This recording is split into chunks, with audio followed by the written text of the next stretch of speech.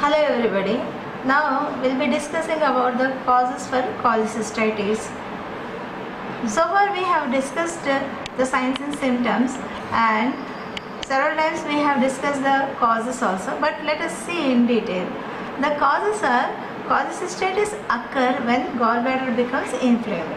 Gallstones are most common cause of gallbladder inflammation, but it can also occur due to the blockage from tumor or scarring of the bile duct. The greatest risk factor for cholecystitis is gallstones. Risk factors for gallstones include female sex, as we have discussed, increasing age, pregnancy, oral contraceptives, obesity, diabetes mellitus, and ethnicity. These are common causes for this cholecystitis, as we have already discussed, and there will be a rapid weight loss. Okay, now let us go for classifications. Let us see what are these classifications. Classification, when we are going for classification, number one is acute calculus cholecystitis. What is this acute calculus cholecystitis? The gallstones blocking the flow of bile account for 90% of cases of cholecystitis. Acute calculocholecystitis. That is, there is a blockage account for 90% of cases of cholecystitis. The blockage of bile flow leads to thickening and buildup of bile, causing an enlarged, red and tense gallbladder. Naturally, the thickening and buildup of bile causing an enlarged and red and tense gallbladder. The gallbladder is initially sterile, but often becomes infected by bacteria, predominantly E. coli, Klebsiella and Streptococcus and Clostridium species. The inflammation can spread to the outer covering of the gallbladder and surrounding structures such as diaphragm, causing referred right shoulder pain. So let us once again see. The gallbladder is initially sterile, okay, but often it becomes infected by bacteria, predominantly E. coli, Klebsiella, Streptococcus and Clostridium species. So inflammation can spread to the outer covering of the gallbladder and surrounding structures such as the diaphragm, causing referred right shoulder pain also. Next, acalculous cholecystitis. In acalculous cholecystitis, no stone is in the biliary ducts. It accounts for 5 to 10% of all cases of cholecystitis and is associated with high morbidity and mortality rates. So in acalculous cholecystitis, there may not be stone. It will be without stone. No stone is in the biliary duct. So when acalculous cholecystitis is typically seen in people who are hospitalized and critically ill. Males are more likely to develop acute cholecystitis following surgery in the absence of trauma. It is associated with many causes, including vasculitis, chemotherapy, major trauma or burns. The presentation of acalculous cholecystitis is similar to calculous cholecystitis. Patients are more likely to have yellowing of the skin, jaundice than in calculous cholecystitis. Ultrasonography or computed tomography often shows an immobile, enlarged gallbladder. Treatment involves immediate antibiotics and cholecystectomy within 24 to 72 hours. So here we may not see any other symptoms, but we can see the yellowing of the skin, that is jaundice, than in calculus cholecystitis. Ultrasonography or computed tomography often shows an immobile, enlarged gallbladder. Okay, for this the treatment may be immediate with antibiotics and cholecystectomy cholecystectomy within 24 to 72 hours. Next, chronic cholecystitis. Chronic cholecystitis occurs after repeated episodes of acute cholecystitis and is almost always due to gallstones. Chronic cholecystitis may be asymptomatic, may present as a more severe case of acute cholecystitis, or may lead to a number of complications such as gangrene, perforation or fistula formation. So here what is the complication for this? Gangrene, perforation or fistula formation. So it is caused because of repeated episodes of acute cholecystitis. So when there is any signs and symptoms of upper quadrant abdominal pain or tenderness or nausea, vomiting or fever, we have to suspect for cholecystitis and we have to approach any consultant or any specialist to have any diagnostic test to confirm whether it is cholecystitis or due to any other problems. Next complication, next classification is xanthogranulomatous cholecystitis. That is xanthogranulomatous cholecystitis. It is a rare form of chronic cholecystitis which mimics gallbladder cancer, although it is not cancerous. It was first reported in the medical literature, okay, in 1976 by Excoy and colleagues. Okay, this is very rare. Okay, it is usually suspected as cancerous, but it may not be a cancerous cholecystitis. Now let us see for the mechanism. In mechanism, blockage of cystic duct by a gallstone causes a buildup of bile in the gallbladder and increased pressure within the gallbladder. Concentrated bile, pressure and sometimes bacterial infection irritate and damage the gallbladder wall, causing inflammation and swelling of the gallbladder.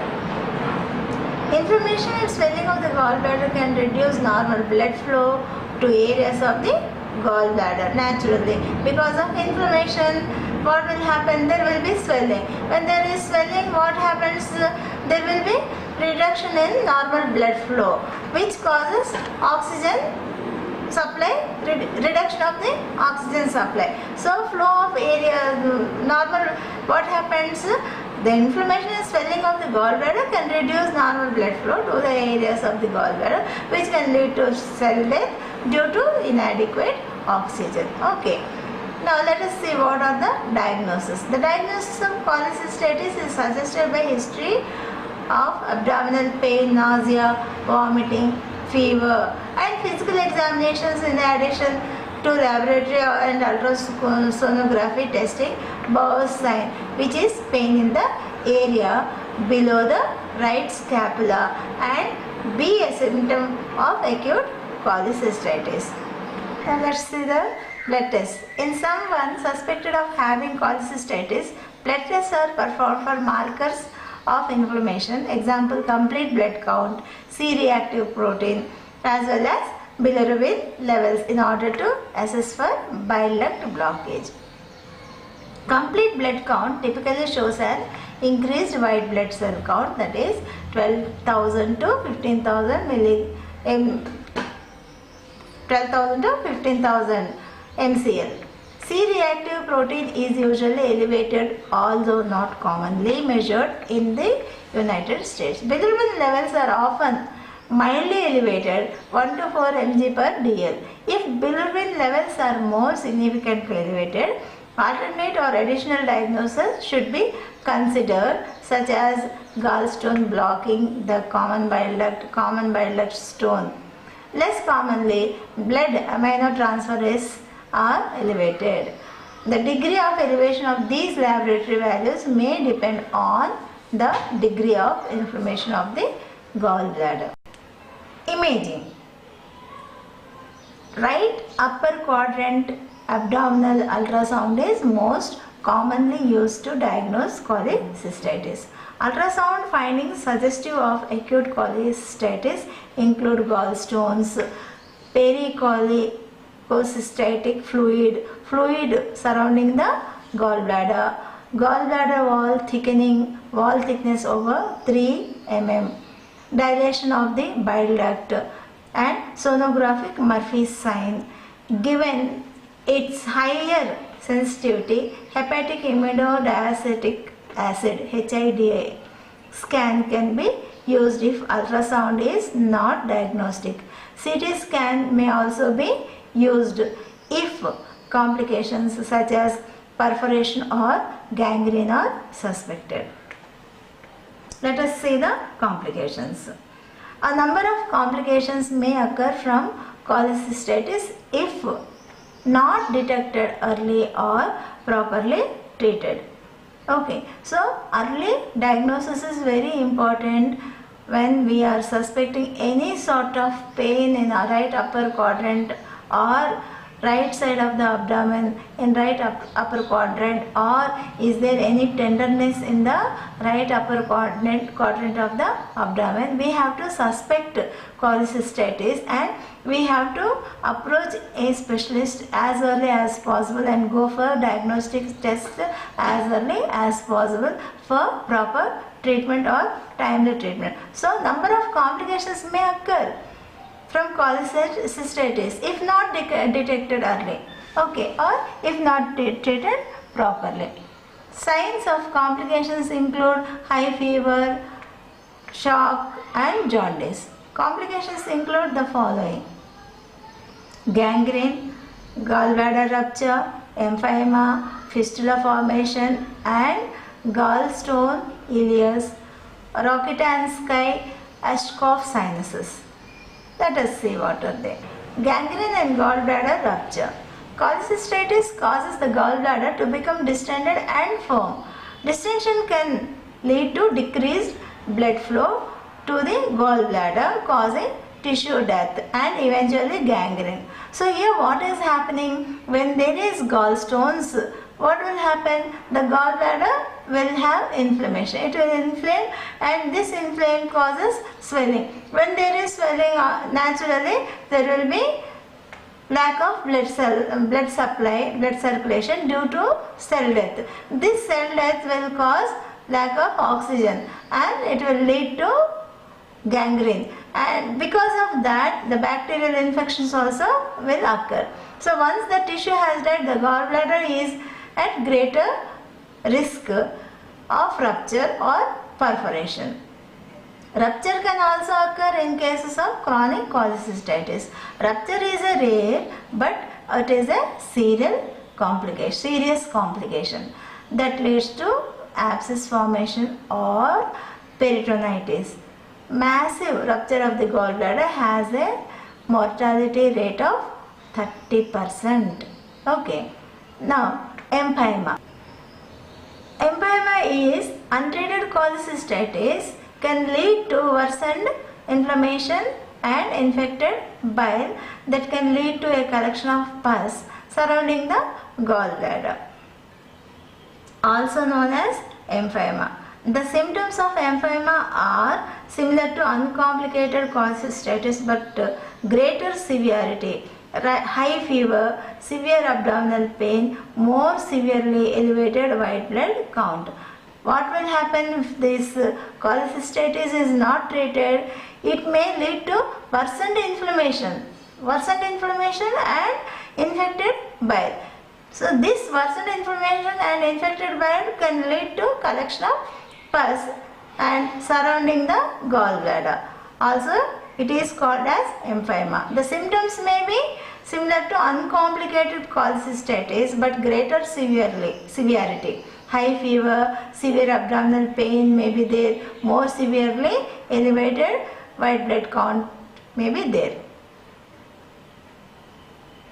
Next, fistula formation and gallstone ileus. The inflammation of cholecystitis can lead to adhesions between the gallbladder and other parts of the gastrointestinal tract. Okay, the inflammation of cholecystitis can lead to adhesions between the gallbladder and other parts of the gastrointestinal tract, most commonly the duodenum. These adhesions can lead to the formation of direct connections between the gallbladder and gastrointestinal tract called fistulas. With these direct connections, gallstones can pass from the gallbladder to the intestines. Gallstones can get trapped in the gastrointestinal tract, most commonly at the connection between the small and large intestines. Ileocecal valve. When a gallstone gets trapped, it can lead to an intestinal obstruction called gallstone ileus, leading to abdominal pain, vomiting, constipation and abdominal distension. Okay, so why this fistula formation in gallstone ileus is, it is because of the infection or inflammation of cholecystitis, which can lead to the adhesions between the gallbladder and other parts of the gastrointestinal tract. What happens most commonly to the duodenum? This adhesion can also lead to the formation of direct connection between the gallbladder and the gastrointestinal tract called fistulas. These fistulas direct connections, gallstones can also pass from the gallbladder to the intestines.